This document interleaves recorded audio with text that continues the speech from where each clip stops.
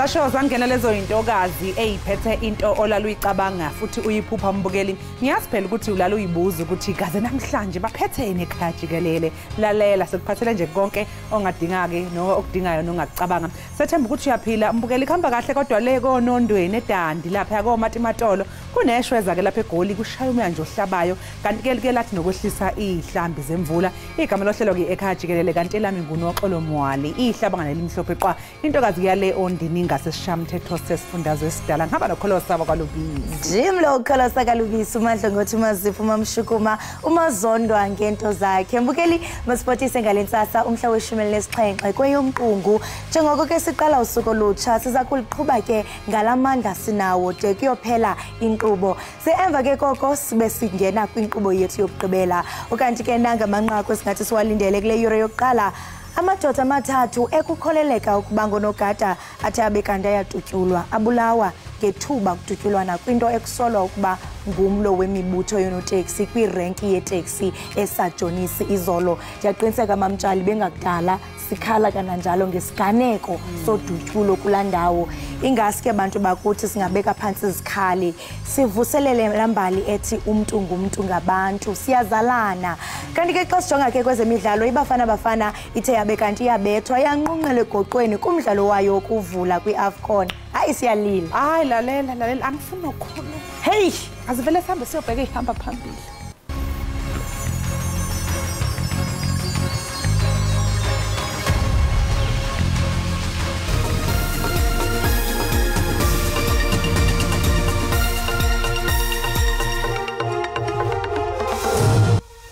When we were in the office, there when we came out, we heard a noise, a bang that was coming from outside.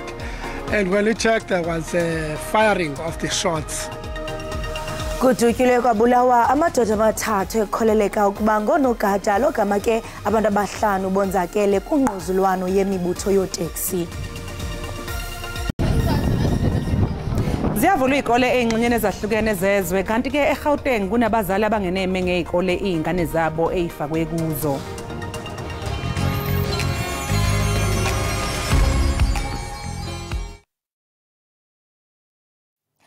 Amadoda amathathu ekholeleka ukuba ngonogada adutyulwe abulawa logama abantu abahlanu bonzakele ngethuba dutyulwana kwinto ekusolwa ukuba ngumlo wemibutho yonoteksi kwirenki yeteksi esajonisi ebutsheni bemini yayizolo.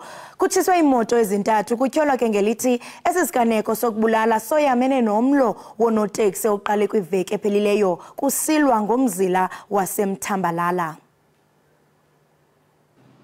Kutyholwa ukuba ezimoto ezintathu zitshileyo bezithwele amadoda axhobe afohlelwa kuthiwa afike nje agalela ngerhuluwa kule taxi rank kuthiwa ngelixa lodubula kusweleke amadoda amathathu ebenxibe impahla zonogada naswelekele kwindawo yexhwayelo ngoko nangoko. We're in the office.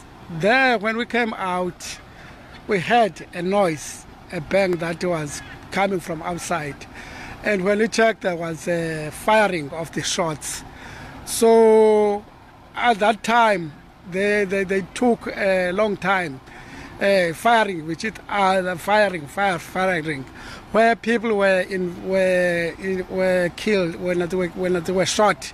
4 people were shot. Kuthiwa inkwenkwana eminyaka 11 ubudala iphakathi kwabangxolegekileyo ibethwe yimbumbulu ebigqitha yabalekselwa esibhedlele. Osiphatheke kakubi kakhulu kuvelwe sive ngesibhamu sesisitsho kungodyanjanya singabathengisi basePort St John's nonoteksi bakhona bavele sibone sekukhona izixhilipote ezingenayo kuthiwa kuvele kuhlatywa inantsika qha sivele sive ngodyanjanya nabo bothukile noteksi nathi sothukile. Hayi andazi tata mna ndibaleke ndawo ungena kundle ngapha apho ndifike ndalala khona kange ndiphinde ndiphuma ngoku. Kutyalwe inyambalala yamapolisa kule ngingqi ukanti imeko isabonakala imaxongo. Uphinde wavela phambi kwenkantolo yemantshi yase-Athlone osolo ngokubulala ingane engumfana eneminyaka eyisishiyagalombili enyanga eCape Flats. U-Aphiwe Vakele waboshwa ekuqaleni kwalenyanga emva kwesikhathi esicela eminyakeni emibili kwabulawa lengane. Kukholakala ke ukuthi wathumba isisulu ngomandulo wonyaka u-2022 wabeke sefuna isamba esiyinkulungwane eziyikhulu zamarandi ukuze ayidedele. Sekugqithe nonyaka emva kokubulawa kwenkwenkwana yasenyanga nekude kwarhintyelwa umrhanelo ekuqaleni kule nyanga, uAphiwe Vakele ominyaka iyi-31 uvele kwinkundla kamantye Athlone. Utyholwa ngokuxhwila le ntwana iminyaka 8 ulukholo lwam mkhontwana. Usapho luthi lwafumana umyalelo efowunini ogunyazisa ukuba benza intlawulo yeerandi ezili-100,000 kwaye bekwagrogriswa ngokuba uza kubulawa umntwana ukuba benzi njalo. Umakhulu kalukholo lwam uchaza indlela aba bantu ababangcungcuthekisa ngayo ngokwasengqondweni. Bafona imini yonke ngalamgqibelo lehlanu, bafona kusasa ngoba bemfonisa lo mntana bambuleleyo besithi thina bakhupha imali abazali bakho ngobulambili. Ikholi yokuqala yokugqibela sayivayo kulaa mntana ba itsho bakhupha imali ngoba ulambile. Uyawuthi uzutye kuphume le mali kokwenu. Umntwana uqhilwe emva kwesikolo ngoLwesihlanu kaSeptemba 2022. Abazali bathi baba manxada behlanganisa ama5,000 eerandi bebhatala bethembisa ukuzamenye. Kodwa yaye yacinywa ifowuni emva kwentlawulo. Umzimba wentwana uzokufunyanwa kwiintsuku ezintathu emva koko ubotshelelwe ngeseloteyiphu. Umrhanelo uyaziwa lusapho. Siva sikabuhlungu ingakumbi senziwa ngumuntu ongumelwane ophuma nje apha ucela ityiwe ecala kwakhe. Into ebuhlungu into ethi ke ngoku usamane engafuna uza kakuhle sifuna kubanjwa abanye abantu bonke abachaphazelekayo. Siza kuqinisekisa kumthetho uthatha indima yawo awukhethi. Siza kuqinisekisa ukuthi aba ngaphandle azawubanjwa. Sikhatyiwe isicelo sommangalelwa segqwetha likarhulumente nanjengoko iqeshiwe samkela ngokuthe xaxa zeke ityala lahlehliselo lwesihlanu ukuze uVakele afune igqwetha. Thandiswa Mawu weendaba ze-SABC eKapa. Obesakuba lilungu le-DA nendlu yowusomthetho eRhawutini umnumzana Khume Ramulifo uthi uyathandabuza ukuba iqela eliphikisayo i-DA liza kuqhuba kakuhle kunyulo lukazwelonke. Emva kokuba ke lilungu leli qela phantse iminyaka enga-30 ukhethe ukuzibandakanya neqela iRise Mzansi. Ukheke wangusihlalo wolutsha kwinqila wayinkokheli yolutsha eRhawutini. uRamulifo ke ushiya iqela lakhe sele lusemnyango unyulo lukazwelonke. Emva kokucakela iDemocratic Alliance iminyaka engama-25, umnumzana Khume Ramulifo lilungu lamva nje kuflathela eliqela. Nyakenye wabhulelwa amasaka nguSoli Msimanga kwilinge lokuba inkokheli eliqela kwiphondo iGauteng.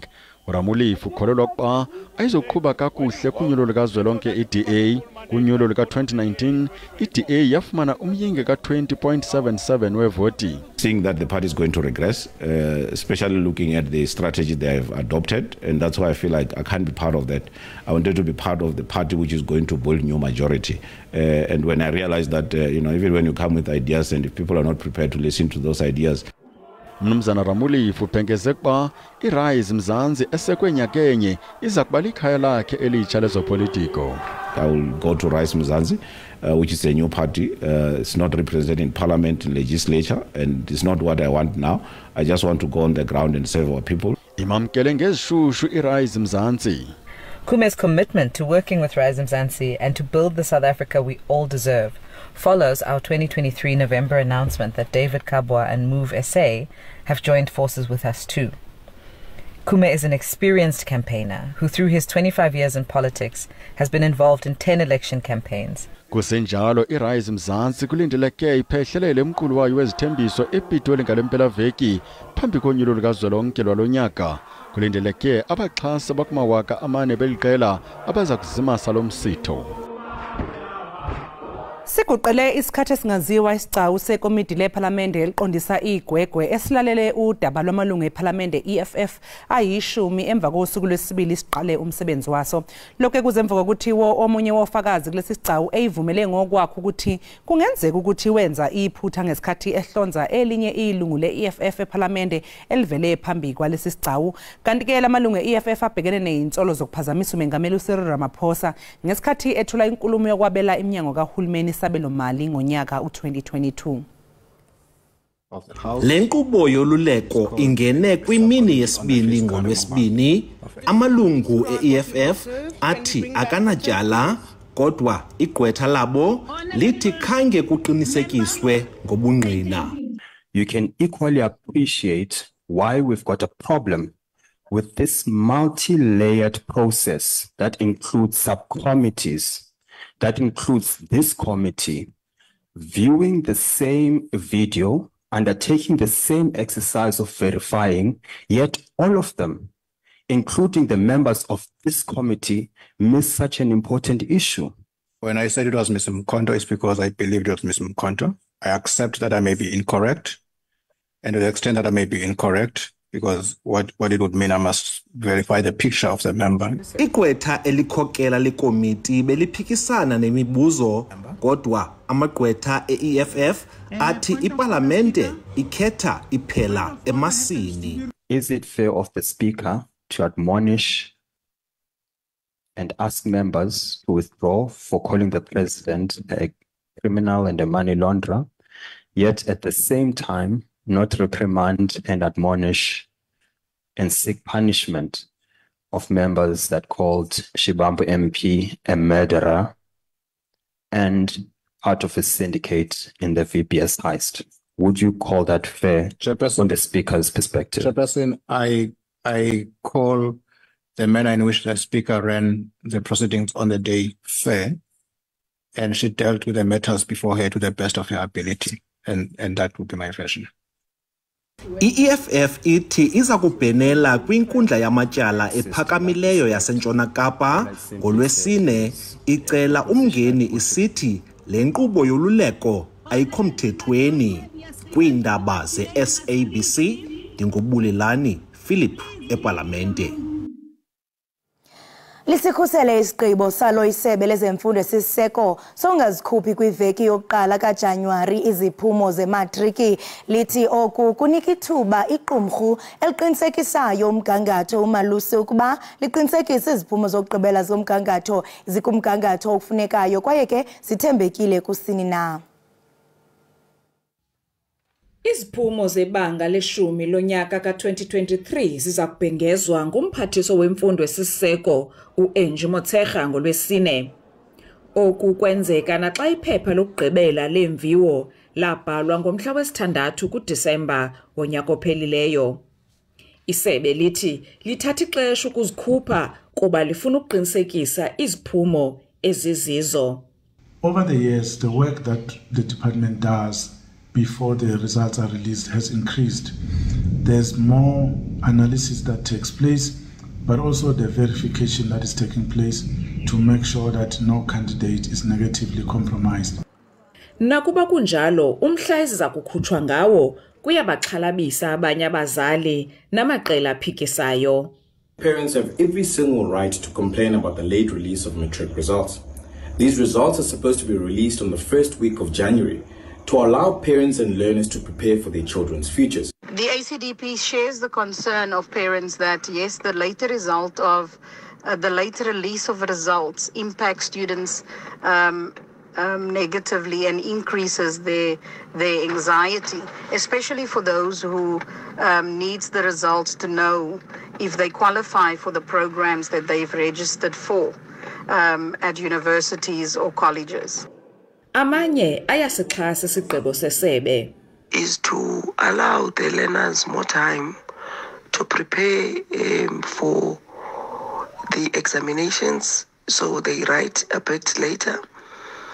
But also it is to give Umalusi, which is the body that quality assures the results, time to do a perfect job in quality assuring. Umalusi ukuqinisekisile ukukhutshwa kweziphumo.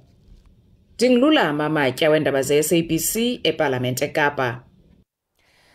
Umnyango wezemfundo eGauteng uthi babalelwa eyinkulungwane engamashumi abafundi asebetholelwe iindawo zokufunda ezikoleni kulesi sifundazwe njengoba bekunikwe ithuba lokufaka izicelo kulabo ababengakayitholi ikhale ezikoleni ebebefisa ukufunda kuzo. Abaxola ngabazali kunye neentsana zabo ngokunikwa izikolo ezikude namakhaya abo.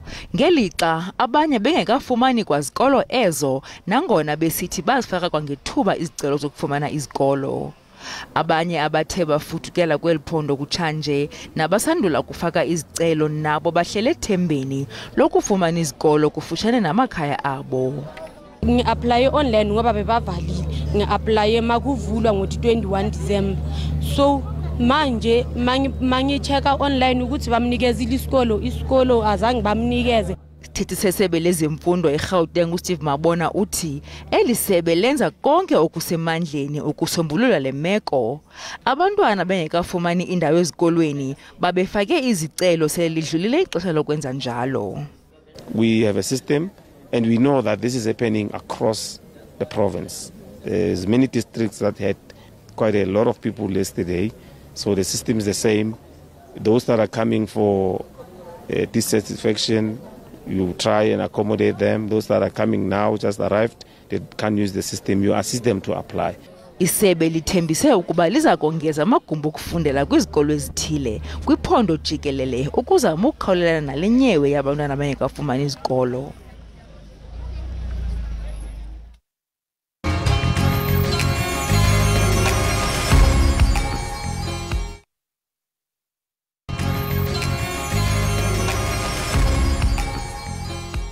Swami ngazibini imbukeli ngokuba usahleli nathi apha ekhaya Jikelele.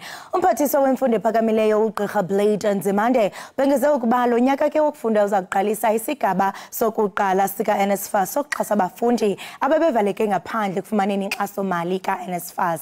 Aba bafundi ke baphuma kwintsapho ezinabazali abarhola imali phakathi kwe350,000 rands ukuya ku600,000 rands year-rand ngonyaka.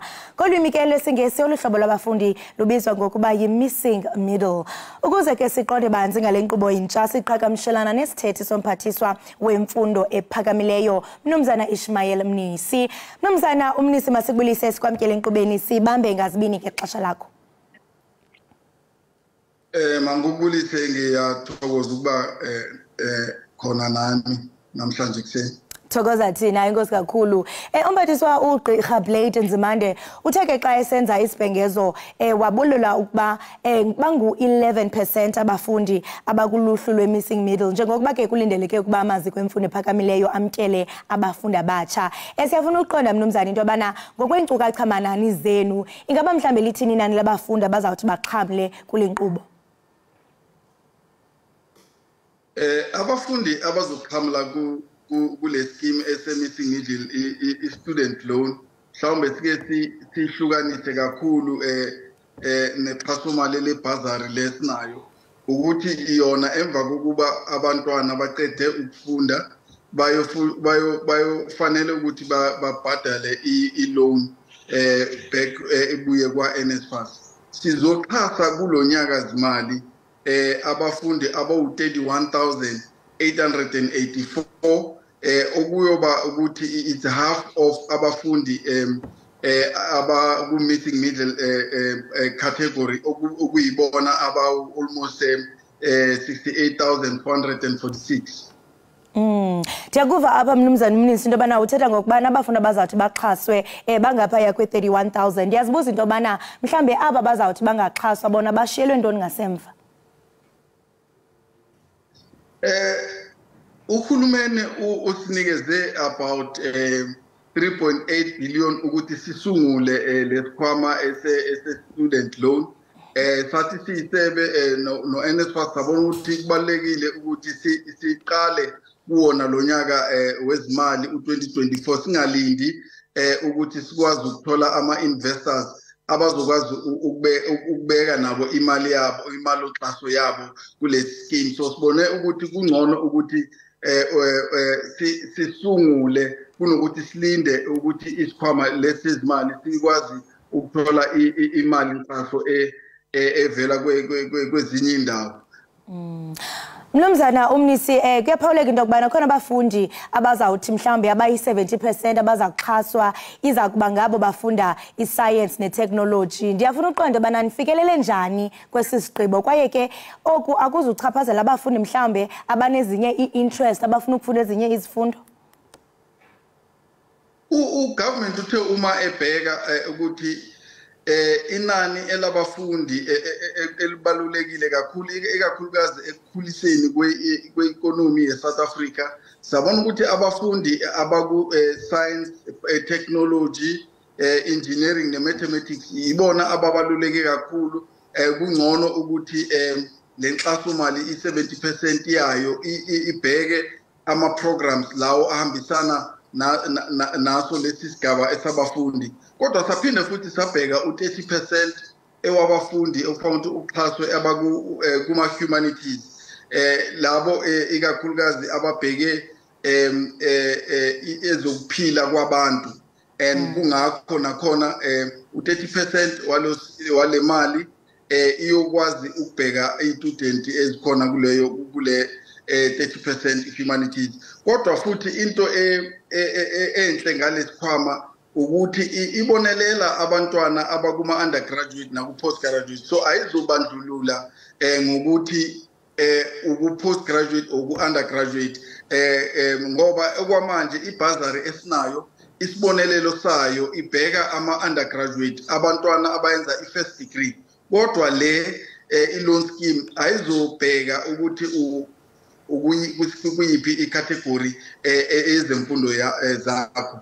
Mnumzana uMisibande kuva kakuhle yathi into bana phakathi kwezimemelelo eniyeni banazo urhulumente iba nguye onikeza isikhokelo njengokusisho uba hayi ugovernment uthe nike nanxibelana mhlawumbe namabhunga amela abafundi kumaziko emfundo ephakamileyo amabhunga afana ne-SRCs njengoko kaloku ninethemba lokuba esizigqibo siza kunqanda uqhankqalazo lwamaziko emfundo ephakamileyo kulonyaka noluqhele ukwenzeka eqaleni konyaka sentsho kaloku abafundi xa bezava into bana hayi ngoku kuza kuxhaswa abafuna benza i-science and technology mhlambe bangavuselela umnyele bathi baqhankqalaze niye nangena kubo nanxibelelana nabo ngaphambi kokuba nifikelele kwezi zigqibo.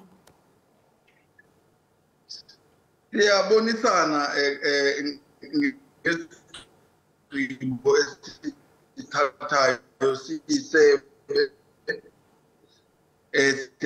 khuluma ne-South African University Organization okuyona ebhekelele ingane kuma-TVET colleges uma sithatha inqumo ezizo affecta ama-students nakule loan scheme ungqongqoshe uhlangane nabo uma before ezoyenza umbiko ukuthi sikhona lesikhwama and nabo bakwazi ukufaka imivo yabo ukuthi singabi ukuthi sihamba sisodwa uma sesithatha igcibo ezi-affecta ama-students so ngasho ngokunyathelela ukuthi ngempela sibonisene nama-unions abhekelele ama-student saphinde futhi sabonisana ne-management yamanyuvesi nama-TVET college nokuthi le scheme sizosebenza kanjani uqhubekela phambili. Siyafuna ke ngokuqonda mnumzana uMnisi into bana kuyakuqalisa nini ukubhalisela ke lenkqubo kwaye ke intoni mhlambe abafundi ekulindeleke into okubana bayenze uqinisekisa into bana mhlambe umfundi iba successful iapplication yakhe njengoko le program isentsha.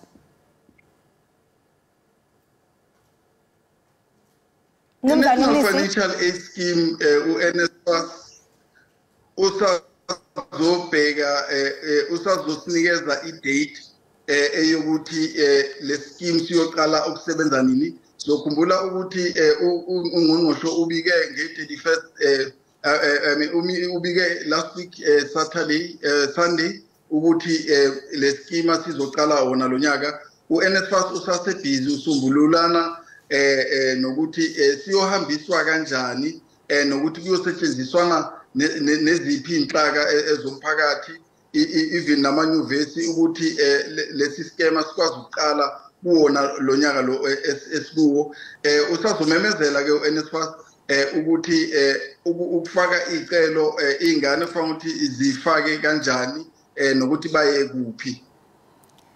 Mnumzana uMnisi xa uthi mhlambe i-data ikakaphumi senditsho ngoku sele kaloku kujongwe ngamehlo abomvu into bana abafundi bangene ezikolweni ayibonisi mhlambe lonto ungazimiseli kwenu njengo-NSFAS kuba kaloku baninzi abafundi mhlambe abazimisela uba bayaqhankqalaza considering that kusekhona amatyala mhlambe onyaka ka-2023 if i-data kayaphumi sentsho abafundi bathini ngeli xesha.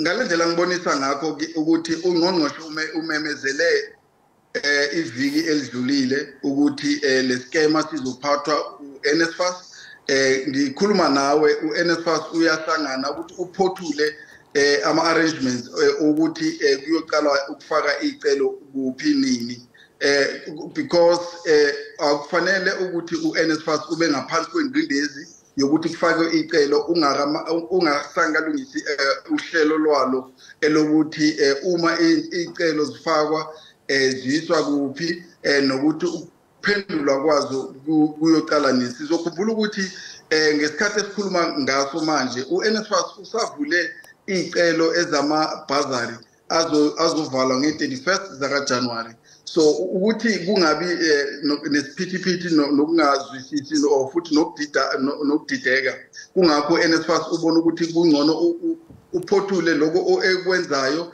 ikwazi nokuthi uma izobheka iskema esa-loan system iziziphi izinto okufanele ukuthi zenziwe nokuthi zenziwe kangakanani nokuthi isikhathi esokufaka icelo sibe bude buduze kangakanani. So konke lokho iboard ye-NSFAS isabhizi isakhulumisana ngakho ukuze ikwazi ukufikelela kuma-decisions azokwazi ukunceda iy'ngane nabazali.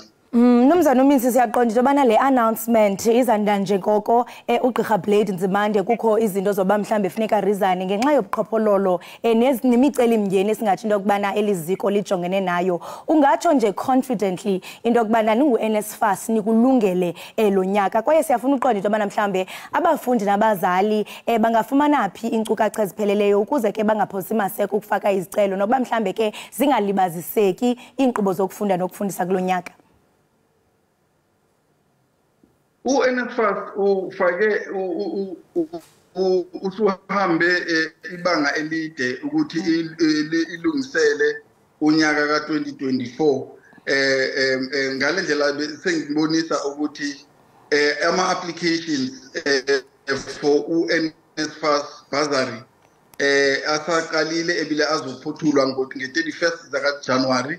And ngingasho nokuthi okwamanje u-NSFAS uthole more than 1.4 applications ekubonisa ukuthi kukhona isidingo esokuthi i-bursary scheme ka-NSFAS kulonyaka ihambe kahle and zonke lezo celo i-NSFAS ibhizi iyaziphothula ukuthi ikwazi nokuphendula abafundi kuko lokho. Okwesibili uma sibheka unyaka ka-2023 kukhona isibiko esaba khona ukuthi kukhona more than 20,000 eyama-student abengasangakhokhelwa ama-allowances wawo. U-NSFAS kusasa uzonikezwa isibiko sokuthi kuhambe njani ukuthi kusombululwe leyo nkinga eyama-allowances.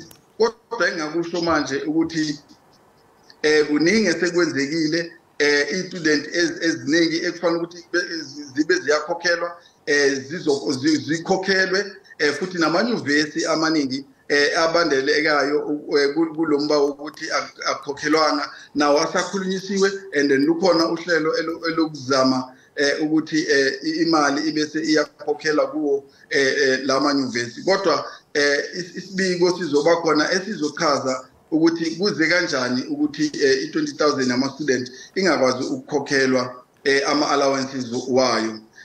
Uma ngabonisa futhi okunye esokwenzekile ukuthi kube khona imihlangano nama vice principals wamanyuvesi, kube khona imihlangano nama college principals ukuthi kuxazululwe nokuthi kuboniswane ngokuqala okonyaka ka-2024 nokuthi kuyosetshenziswana kanjani ukuxazulula inkinga ezama-student lapho zingahle zibe khona. And lokho kuyathokozisa kakhulu ngoba kuyabonisana ukuthi i-post school education and training sector iyasebenzisana ukuthi ibonisane ngazo zonke inkinga ezingahle zibe khona ezingathikameza ukuqala konyaka ka-2024.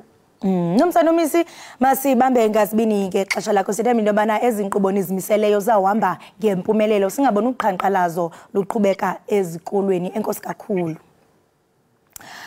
Right Mbukeli we Ekhaya Jikelele lobesetha naye ibingu umnumzana uIshmael Mnisi isithethi sesebe lemfundo ephakamileyo nobethetha ke malunga nenkqubo entsha kaNSFAS yokuxhasa abafundi abayinxalenye yabo abaziwa ngokuba yi-missing middle nabazaba inxalenye ke yabo befumana inkxaso mali eqaleni kwalonyaka masithi ke qhwi sibhatala amatyala qiniseka into kubana awuyi naphi na kusekuninzi esikuphathele kona ubukele iEkhaya Jikelele.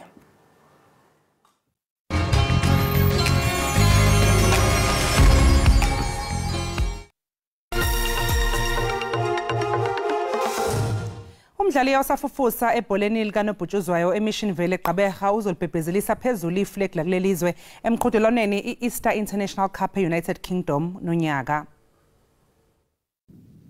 U-Onke Mzozoyana oneminyaka eli-17 nokhuliswe ngumama wakhe kwenye yendawo ezihlelelekileyo eGqaberha waqala ukudlala ibhola eneminyaka eli-9.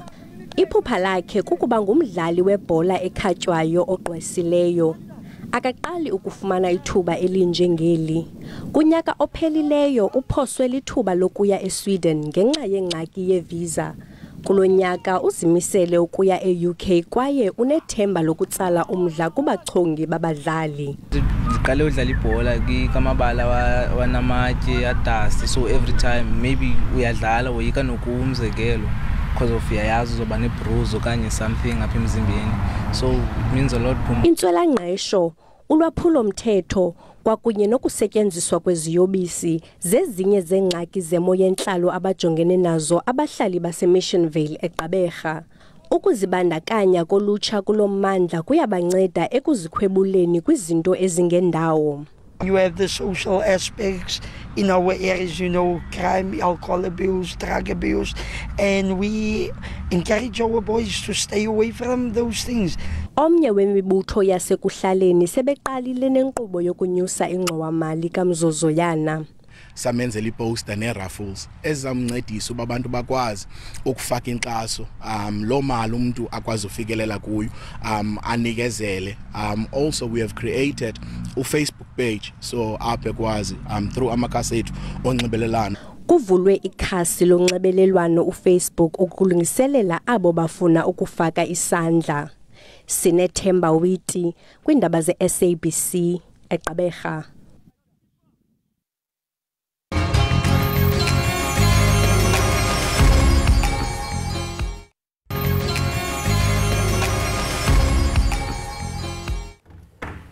Siphinde sikwamukele mbukeli lapha ekhaya Jikelele sibonga kakhulu ukuthi sihlanganyele kanye nathi.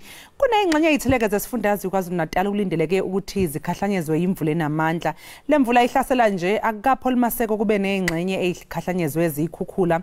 Kulezi ndawo ke mbukeli kukhona umasipala iAlfred Duma kanye nomsinga. Sibone kumqoka ke ukuthi ke sikulandele isangoma sezulu umduduzwa kwaMthembu ukuthi nje ke asicacisele kabanzi mayilana nalesi simo. Umduduza sikwamukele ohlelweni sibonga kakhulu ngokuthi sibe nawe lapha ekhaya Jikelele. Ngiyabonga ngiphinde ngibingelele lapha bukeli. Umduduzi njengoba nje ke ngiqagula ukuthi kuneyimvula eyinamandla ezilindelekile lapha KwaZulu-Natal ngabe iziphi indawo esingayibona ikhahlanyezwa imvula enamandla? Indawo ezingasogwini nezakhele nokuguyizo namhlanje izilindele imvula engathi izoba namandla ikakhulukazi enkabeni esifundazwe ukhuphukile ngasogwini usenyakatho. Sinaso lesixwayiso esingaba isigaba esesihlanu isigaba 5 esisuka ukuthi vele isimo lesifundazwe kakhulukazi ngasogwini ukukhuphukela enyakatho nesifundazwe KwaZulu-Natal namhlanje. Ingakanani ke mvela selemvula futhi ingenza nje ke umonakalo ongakanani? Hey ngoba uyabona umuntu uthi nje stage 5 level 5 kuyethusa. Ya umonakalo ngoba mkhulu kakhulu kakhulukazi endaweni ezakhelene nemifula noku ikakhulukazi eThekwini ukhuphuka njalo boThombathu ukhuphuka njalo uyofika endaweni eziseStenga eMandiyeni ufike eRichards Bay eMthunzini lezo indawo lezo singalindela isimo esingaba sibi kakhulu. Indaba yalo isizathu salokho ukuthi belinile emalangeni adlule so umhlabathi usasemanzi okusho ukuthi nje imvula noma ingaba incane ingawenza umonakalo ngoba imifula izoshesha ukugcwala. Manje ke lemvula mduduzi singalindela ukuthi idonse isikhathi esingakanani? Singasho nje ukuthi namhlanje ilona ilanga lokugcina ngalesimo ebesikusona. Kodwa njengoba uzokhumbula ukuthi ikusase isehlobo namanje isazolindeleka imvula, kodwa namhlanje kule system le ebesilethela lemvula le ilanga lokugcina. Oh, kuyathokozisa ke ukuzwa lokho ukuthi noma yize phela kungesikho ukuthi ngeke sababika imvula, kodwa ke kusazowe ukuthi ukunqamuka ke nje ke okwesikhashana. Kulesi sikhashana esincane sedlule nje kubonakala imvula enamandla ezingxenyeni ezithile zesifundazwe njengesangoma sezulu. Ngabe yini kahle le eyenza ukuthi imvula ibe ninganga ke esifundazweni? Ngiyakuzwa nje ubukhuluma ukuthi kule system usuku lokugcina namhlanje iyiphi lo system mangabe nje ungasenabela kabanzi? Okay, kusho ukuthi ngalesi sikhathi sonyaka umoya onomswakama uyaye usuke endaweni ezimaphakathi ne-Southern Africa uze eningizimu. Siyibiza leyo system tropical temperate trough. Kusho ukuthi iletha amandla omhlaba uba ukushisa kwelanga. Kusho ukuthi lishisa kakhulu endaweni ezimaphakathi ne-Southern Africa. Then lawo mandla lawo ayaye asabaleleke endaweni ezingaseningizimu. Ufaka phakathi thina ke la eNingizimu Afrika. So kusho ukuthi le system le siyibiza tropical temperate trough eletha yonke le mvula ebesiyibona emalangeni adlule iyona ke leyo system leyo. Njengoba siya ngasemaphethelweni esizini yesama sesikubona ukuncipha kwalowo mswakama osuke enyakatho nezwe laseNingizimu Afrika uye ngaseningizimu.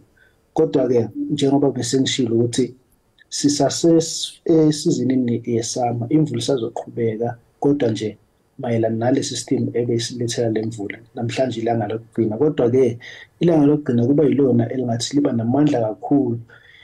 Yingakho ke sinalesi sixwayiso esiwu-level 5 esanamhlanje, ikakhulukazi ngey'nkathi zasebusuku. Namhlanje ebusuku lizobe lidliva ngasokuwina esifundazweni KwaZulu-Natal. Ukhumbukele enyakatho endaweni ezile phezulu koZululand emkhanya kude lezo ndawo lezo ngeenkathi zasebusuku kuzobe kunzima kakhulu. Sikhona ke yini sexwayiso nje eningasikhipha mthembu njengezangoma zezulu ebantwini abakulezo indawo izohlaselwa imvula? Angicela uphinde lo mbuzo angizwanga. Bengibuza nje ukuthi njengezangoma zezulu mhlawumbe sikhona yini sexwayiso ke ningasikhipha nje ke uxwayisa abantu njengoba nje isimo sinje. Kubalulekile ukuthi abantu bazi ngesimo sezulu ukuze bakhone ukuzilungiselela ngesikhathi esizofika ngaso. Ikakhulukazi abantu abakhelene ngasemfuleni. Kubalulekile ukuthi bazi namhlanje ukuthi sikhona isixwayiso esemvula ezoba namandla, izoba iningi kakhulu imvula. Imifula izogcwala. Kusho ukuthi ke abantu kumele bazilungisele ukuthi baziphephisa kanjani, ikakhulukazi ngeenkathi zasebusuku lapho khona kuzobe kumnyama, kuba nzima nokwazi ukuthi ungabalekela kuphi. Kodwa nje kubalulekile ukuthi abantu babe sey'ndaweni eziphakeme ezingajwayele ukuba nekhukhula. Phinde abantu kumele bayigweme indawo ezamabloho, banga-cross amabloho ngoba noma ngabe amanzi angaphansi kwedolo, kodwa nje amanzi anawo amandla ukuthi angahambisa abantu kulezo ndawo. So if lini izulu and uyawubona umfula ugcwele namabloho amanzi asangaphezulu kwebloho, kumele ukuthi abantu bangalokothi, bangazami nje ukuzifaka enkingeni. Ikakhulukazi njengoba ngishilo ukuthi kuzobe kusebusuku, abantu bosizo lokuqala kuba nzima ukuthi bafike endaweni ezingasemakhaya, ikakhulukazi ngeenkathi zasebusuku. Njengoba ngishilo ukuthi le mvula le imvula yasehlobo, kusho ukuthi hambisana nokuduma kwezulu. Uyazi-ke nawe ukuthi ukuduma kwezulu kunobungozi obuningi, nemibani, kanti isichotho singaba khona noma uvuza ngamandla. So abantu kumele bazame ukuziphephisa kulezo zinto. Ukuduma kwezulu akumelanga abantu babe ngaphansi kwey'hlahla, akumelanga abantu babe ngaphandle, kumele babe ngaphakathi ezindlini, kanti nezindlu zabo kumele kube izona izindlu eziphephile. Mduduzi, ngokuqagula kwenu nje-ke ingaphinde ibuye nini le mvula enamandla?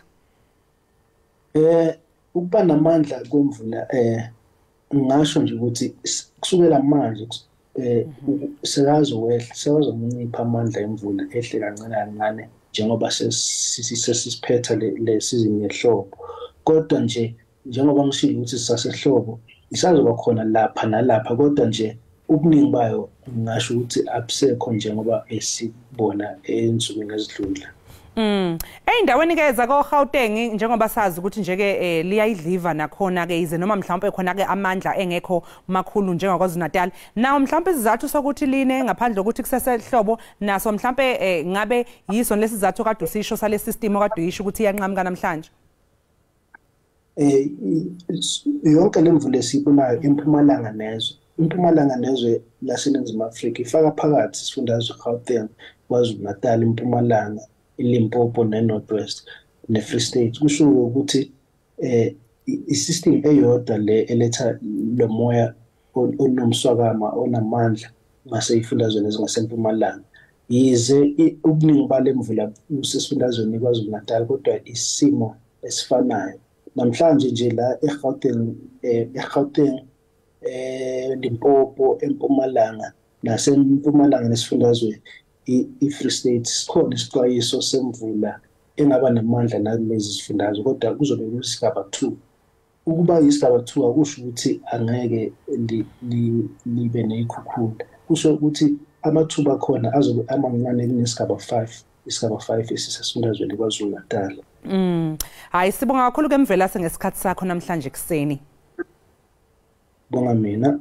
Lewo ke mbukeli bekungumduduzi Mthembu oyisangoma sezulu obezogeqa amagula ke ngemvula enamandla elindeke lapha yaKwaZulu Natal. Mbukeli uphawulileke ukuthi abantu kubalekile ukuthi baphephe ikakhulukazi labo bantu abahlala eindaweni eziseduze kwemfula eindaweni eziphansi. Uyasho ukuthi isikhathi lapha ezobe liyidliva ngempela kakhulu khona kusebusuku. Exwayisa ke nje labantu ukuthi mhlawumbe kungasiza ukuthi bayithole bese eindaweni eziphephile ukuthi nje uma ngabe uyazi mbukeli ukuthi uhlala kulezo indawo eziseduze kwemfula eindaweni eziphansi lapho okujwayele khona ukuthi kube nezikhukhula noma kunamanzi amaningi khona engathi ungabuqala wenza uhlelo lokuthi mhlawumbe namhlanje ebusuku ungaba kuphi endaweni ephephile ukuze qinisekise ukuthi ngaso sonke ke isikhathi nihlala niphephile. Uyasho futhi ukuthi lezi imvula zihambisana nokuduma kwezulu exwayisa ke ababukeli ukuthi bangabe ngaphandle mangabe ke izulu liduma naseyindlini ngaphakathi bazame nje ukuphepha ngaso sonke isikhathi.